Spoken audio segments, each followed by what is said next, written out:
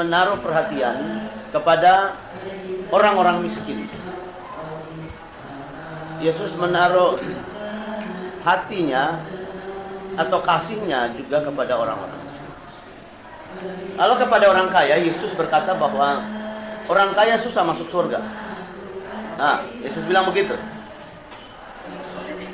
Jadi kepada orang kaya dan miskin, Yesus menaruh pemikiran yang berbeda. Kenapa demikian? Karena orang kaya itu, mereka sudah hidup dalam kesenangannya. Semua tercukupi bahkan berlebihan. Nah, karena berlebihan, sangat berlebihan itu, cenderung mereka mengabaikan Tuhan.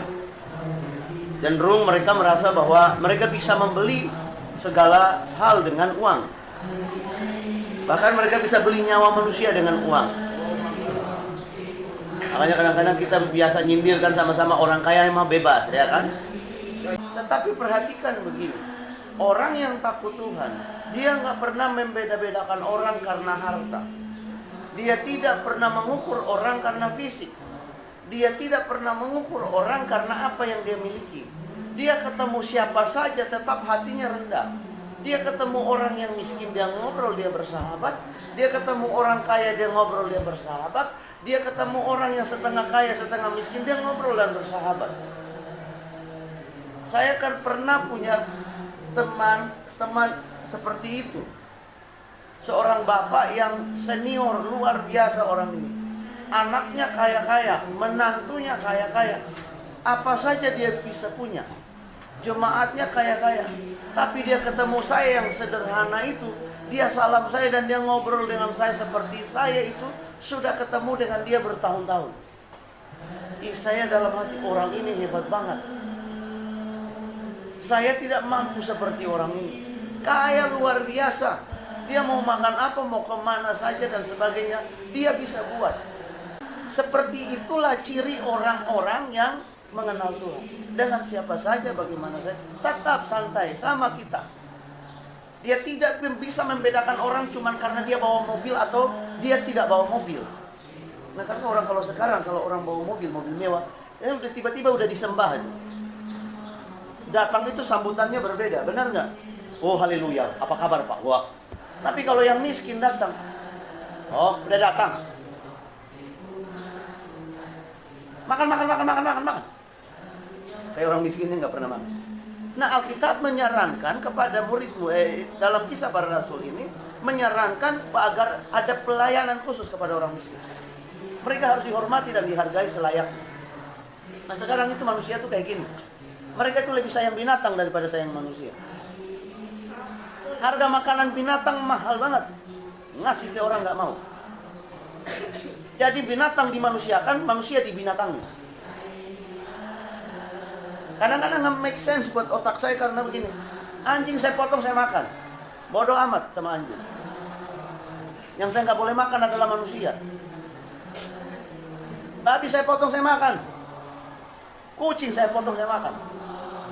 Saya buat dia jadi daging RW kucing. Mau pasang kucing anggora yang mahal, saya ketok, saya kasih masuk ke dalam belanga, saya goreng, saya makan.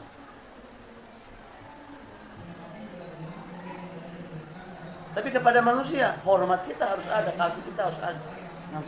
Bagaimana kita menunjukkan kasih kita kepada Tuhan? Salah satunya dengan berbuat kasih.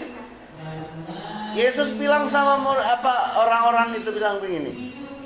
Waktu aku miskin, waktu aku telanjang, waktu aku di penjara. Terus mereka bilang begini, kapan engkau di penjara Tuhan? Kapan engkau begini dan begitu? Dia bilang, jika kamu melakukannya bagi seseorang saudaraku yang paling lemah ini, engkau telah melakukannya buat saya. Artinya begini, bahwa ketika kita berbuat hal itu kepada orang lain, itu artinya sama seperti kita telah melakukan untuk Yesus. Apakah Yesus butuh pertolongan kita? Enggak butuh. Wong dia naik ke kayu salib sendiri kok.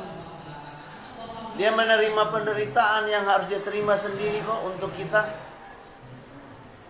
Dia nggak pernah waktu dia disalib, disiksa itu dia nggak melarikan diri lalu bilang tolong saya mau dibunuh, enggak.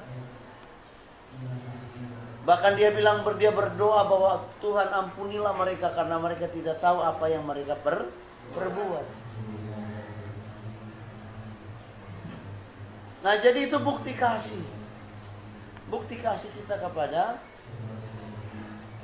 sesama, orang lain, saudaramu. Jadi kasih itu harus hidup. Jadi kasih itu harus hidup. Yang kedua, ketika kita melakukan itu bukti iman. Bahwa kita adalah orang yang beriman. Alkitab bilang begini, bahwa berilah supaya kamu diberi.